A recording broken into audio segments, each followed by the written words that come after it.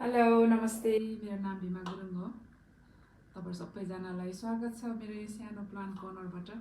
मैले मेरो हबीको रूपमा मैले सुरु गरेको कोभिड भन्दा पहिल्यैदेखि गर्दै गर्दै तर कोभिड लागेको बेलामा चाहिँ अलि मोर टाइम भएर मैले मोर टाइम दिन सकेर अनि मैले चाहिँ अलि धेरै बनाएको त्यहाँदेखि हो भनौँ न हैन।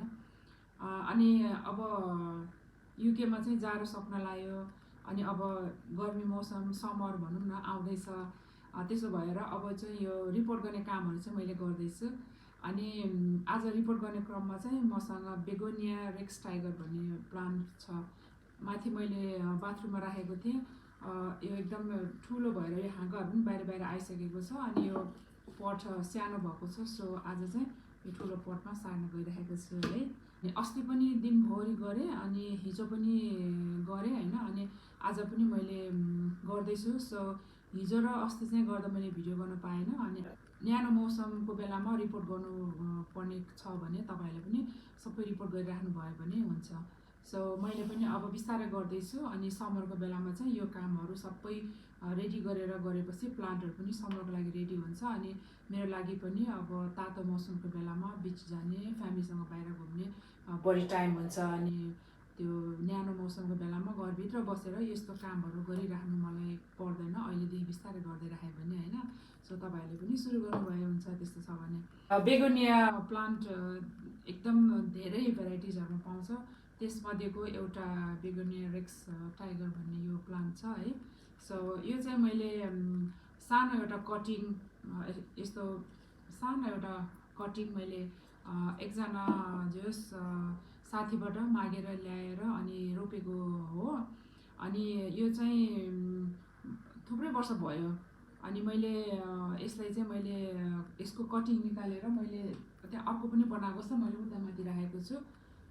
अनि एकदम सजिलो छ यस्तो कटिङ निकालेर अनि मल्टिप्लाई गर्नुलाई हैन। सो यो चाहिँ एकदम राम्रो इन्डोर प्लान्ट। यसको यो लिभ्सहरू यस्तो युनिक सेपमा हुन्छ हैन। अनि यस्तो फिल गर्दाखेरि चाहिँ एकदम त्यो मलमलको जस्तो फिल हुन्छ। हामीले मलमलको कपडाको जस्तो फिल हुन्छ हैन। सो घरमा सजाउनुलाई चाहिँ यो प्लान्ट एकदमै एकदम युनिक एकदम राम्रो छ हैन। मलाई कस्तो मनपर्छ। यसको पातहरू कस्तो डिफ्रेन्ट टाइपको छ कि हेर्नुहोस् न सेप हैन। अनि यस्तो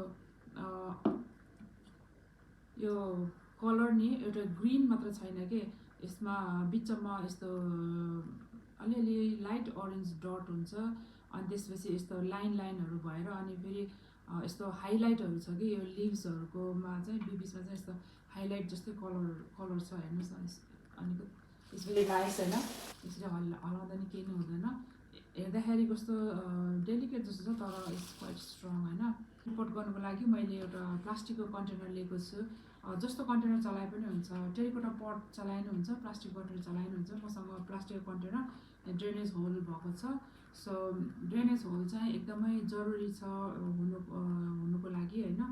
माथिबाट पानी हालेपछि तलबाट पानी निस्किन हुनुपर्छ। सो यो पट सानो छ, प्लान्ट ठुलो भइसक्यो। अनि यसमा रोप्नुलाई ठिक्कको साइज हुन्छ, ठिक्क साइज छ। त्यही भएर मैले आज यो पट छानेको छु। अनि यो प्लान्ट चाहिँ यसरी बाहिर तलबाट चाहिँ यसरी जरा आइसकेको छ हैन। द्याट मिन्स यो चाहिँ अब ठुलो पटमा डेफिनेटली जानलाई रेडी भइसकेको छ। अब तपाईँहरूको पनि प्लान्ट चेक गर्नुहोस्। प्लान्टको तलबाट यसरी दुलोबाट जराहरू यसरी निस्केर बाहिर निस्केको छ भने चाहिँ त्यो पटमा भएको प्लान्ट चाहिँ डेफिनेटली रिपोर्ट गर्ने बेला भएको हो है। यसको लागि मैले यहाँ माटो रेडी गरेको छु यो ठुलो कन्टेनरमा है। अनि माटो यसमा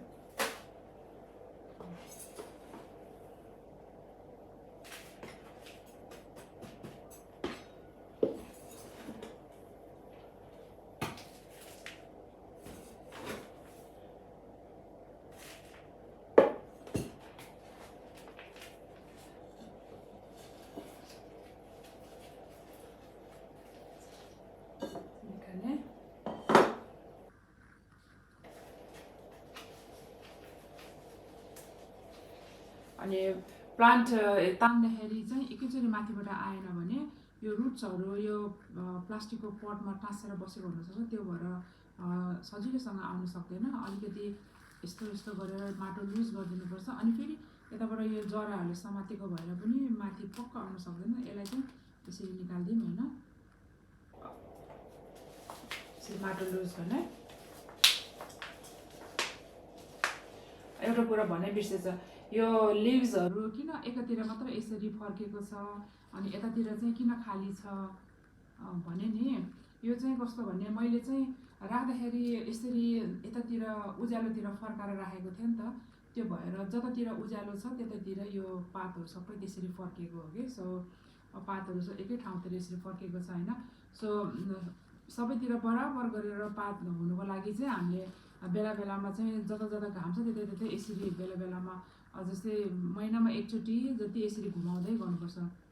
जता घाम छ त्यतै यसरी घुमाउँदै गर्नुपर्छ, रोटेट गर्नुपर्छ यसरी। सो त्यसो गऱ्यो भने चाहिँ पातहरू एकातिर मात्र फर्किँदैन। मैले चाहिँ यसरी पात एकातिर मात्र फर्काउनु गर्नुको लागि मैले यसरी राखिराखेको भएर अनि यो सबै यतातिर यसरी फेस भएको छ कि होइन। So nice look. ओके, अब तानुमा है आउँछ। अब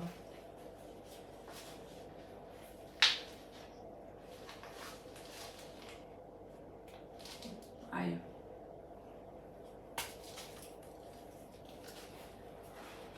यो बेगोनियाको चाहिँ रुट्सहरू एकदमै कपाल जस्तै मसिनो हुँदो रहेछ, यो हेर्नुहोस् न है। अनि यसलाई अलिअलि लुज गर्ने, यसरी लुज बनाउने होइन। सो या यसो गरेर यसरी राख्ने। Yeah this is perfect. Look, perfect size है यो पट।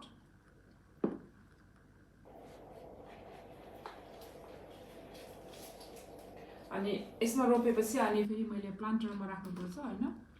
यो पट ठिक्क अटाउने जति प्लान्टरमा राख्नुपर्छ। ठिक्क भएछ। अब चाहिँ माटोले भर्नु जाँदैछु होइन। अलिकति माथि उठाउनु पऱ्यो है, अलिक तल भयो, माथि उठाउनु पऱ्यो।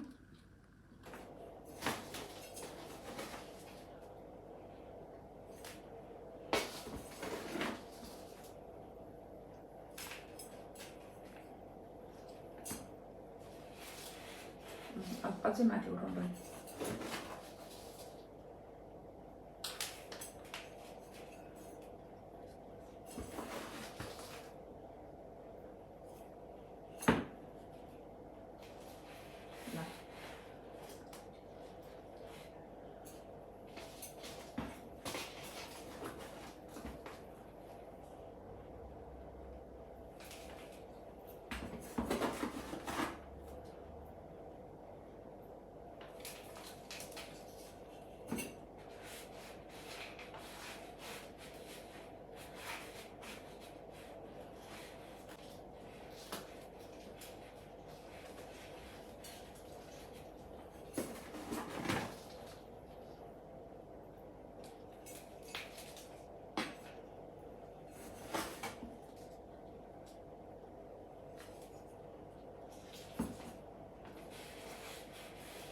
Nearly done ल, सक्नै लाग्यो।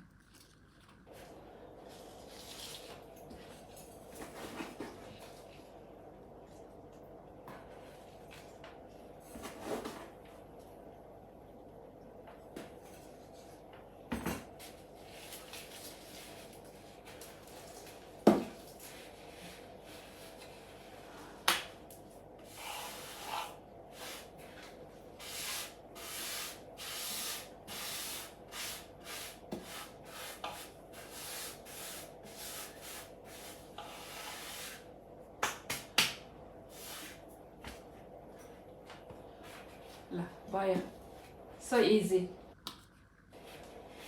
ओके, मैले सानो पटबाट ठुलो पटमा यसरी सारेँ। सोइल मिक्स चाहिँ अघि नै पहिला रेडी गरिराखेको थियो। प्लान्टको केयरिङ टिप्स भन्दाखेरि चाहिँ पानी कसरी लगाउने भन्दाखेरि पानी चाहिँ माटो एकदमै ड्राई भएपछि मात्र लगाउने होइन।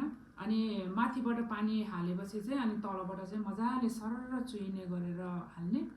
अनि जाडो बेलामा त पानी धेरै लगाउनु पर्दैन, माटोलाई ड्राई नै बस्न दियो भने पनि हुन्छ। यो चाहिँ एकदमै सजिलो केयर गर्ने प्लान्ट यति गाह्रो छैन, एकदम सजिलो छ यो प्लान्ट। हेर्दा पनि यति राम्रो अनि केयर गर्दा पनि एकदम सजिलो होइन। अनि फर्टिलाइजर दिने अब चाहिँ यो ग्रोइङ सिजन समर बेलामा चाहिँ हामीले ग्रोइङ सिजन भन्ने गर्छौँ। अब फर्टिलाइजरहरू लगाइदिने, अब न्यानो मौसमले गर्दा यिनीहरू पनि बढ्छ, सो यिनीहरूलाई बढ्ने बेलामा एनर्जी खान चाहिन्छ, सो फर्टिलाइजर ग्रोइङ सिजनमा लगाउने। अनि सनलाइट डाइरेक्ट सनलाइट चाहिँदैन यसलाई। मैले चाहिँ बाथरुममा सानो एउटा झ्याल छ होइन, ईस्ट द वेस्ट फेस भयो, ईस्ट फेस भएको सानो एउटा झ्याल छ बाथरुममा, त्यसको कुनामा राखेको थिएँ। त्यसको ब्राइट लाइटले पनि एकदम यस्तो राम्रो थ्राइभिङ भइराखेको छ होइन। सो लाइटले चाहिँ डाइरेक्ट सनलाइट पनि चाहिँदैन, एकदमै उज्यालो ब्राइट लाइट पनि नभए नि हुँदो रहेछ। झन् त्यस्तो ठाउँमा राखेको त एकदमै राम्रो हुने होइन। अब यता यता यहाँ चाहिँ अलि हुँदैन, डाइरेक्ट घाम आउने ठाउँमा चाहिँ अलि हुँदैन, अलिकति यता भित्रतिर चाहिँ हुन्छ, त्यस्तोमा चाहिँ राख्ने एकदम सजिलो छ। लाइट त्यति वरि गर्नु पर्दैन, जहाँ राखे पनि हुन्छ, तर अलिकति न्यानो अनि अलिकति उज्यालो चाहिँ आउनुपर्छ होइन, त्यो भयो। अनि माटो चाहिँ मैले त्यही इन्डोर प्लान्ट सोइलमा चाहिँ अलिकति मोर फर्टिलाइजर अनि अलिकति एगसेल पाउडर हालेर अनि बनाएको थिएँ, त्यही लगाएँ हजुर। इट्स भेरी इजी अनि घर सजाउन लागि एकदम राम्रो प्लान्ट। अनि यसबाट कटिङ लिएर हामीले मल्टिप्लाई पनि गर्न एकदम सजिलोसँग गर्न सक्ने।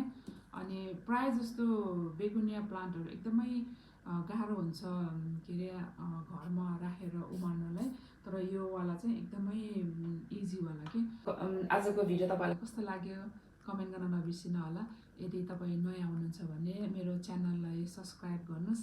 अनि भिडियो हेरेपछि चाहिँ लाइक्स अवश्य गरिदिनु होला तपाईँहरूले है। मेरो भिडियो चाहिँ अब वाचिङ टाइम अलिक पुगेको छैन, तपाईँहरूले मेरो अरू भिडियो पनि हेरेर मेरो वाच टाइम बढाइदिनुहोस् भन्न चाहन्छु है। अहिलेसम्म माया गरिराख्नु भएको छ, अझै पनि धेरै माया गर्नु होला। अनि त्यो वाच टाइम चाहिँ 4000 मिनट नपुगेको कारणले मेरो च्यानल मोनेटाइज भएकै छैन। मैले 2021मा हो खोलेको मेरो युट्युब च्यानल, नेली 3 वर्ष भयो यो 23ले गर्दाखेरि। त्यही वाच टाइम यस्तो भनेको टाइममा चाहिँ 4000 मिनट हुनुपर्दो रहेछ कि वाच टाइम, सो त्यो नपुगेको भएर मेरो च्यानल मोनेटाइज भएको छैन। मेरो युट्युब च्यानलबाट मैले केही पनि पैसा पाउँदैन। तपाईँहरूले चाहिँ कमाएको छ युट्युब च्यानलबाट भनेर भन्नुभएको छ होला, तर मैले युट्युब च्यानलबाट 1 पैसा पनि पाएको छैन, किनभने वाच टाइम नपुगेको भएर मोनेटाइजै भएको छैन। सो तपाईँहरूले मेरो मोर भिडियोजहरू हेरेर मेरो वाच टाइमलाई बढाउने कोसिस गरिदिनु होला यही भन्न चाहन्छु। अब फेरि मैले अर्को भिडियोमा भेट्नेछु है त तपाईँहरूलाई। बाई।